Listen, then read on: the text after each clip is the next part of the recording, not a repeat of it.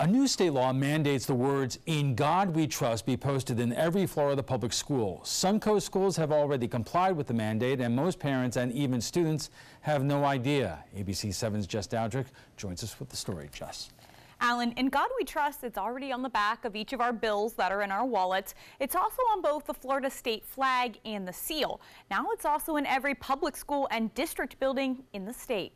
I've never seen the "In God We Trust" sign before. These signs have hung in the lobby of Sarasota High School since school started on August 13th. And nearly a month later, some students still have no idea it's even there. I actually just noticed it right now as my principal showed it to me. The new mandate passed in March, but the deadline to comply snuck up on Sarasota County schools. Jody Dumas, executive director of planning for the district, ultimately decided to print these temporary signs as a quick compliance. We knew we didn't have enough time to put permanent signs up, so we decided to have him create the design, and then we just went to our print shop, who I was able to call in a favor, and they printed them for us in one day, and so we got them out there, got them distributed, and got our temporary signs up in place at all of our school sites and all of our ancillary sites across the district. The signs must be placed in a conspicuous place according to the law. For Sarasota County schools, that meant building lobbies.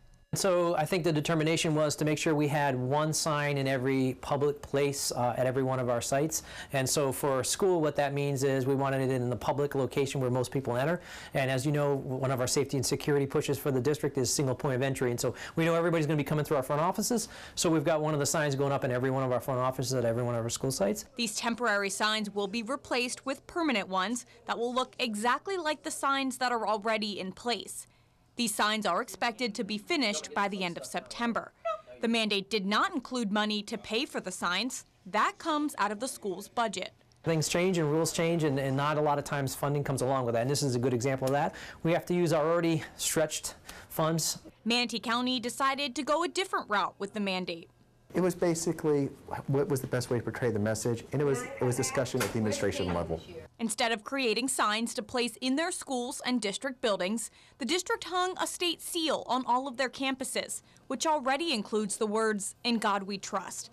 Mitch Teitelbaum, legal counsel for the district, says the new mandate does not violate any other state laws regarding separation of church and state. The government can endorse religion, but it must do so without taking a particular standpoint on it. So many times in Christmas, we'll see nativity scenes, we'll see menorah and a Kwanzaa setting as well. As long as there's not showing favoritism, it is permissible. We took to Facebook to ask you what you think of the new mandate. It's not a scientific poll, but more than 5,000 people responded. 66% supporting adding "In God We Trust" to Florida schools. 34% saying they do not support it.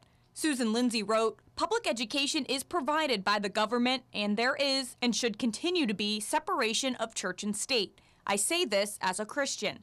Kathy Kral wrote, "There is nothing to worry about. It's a great reminder to trust in God. If you don't believe in it, that's okay. Go your own way."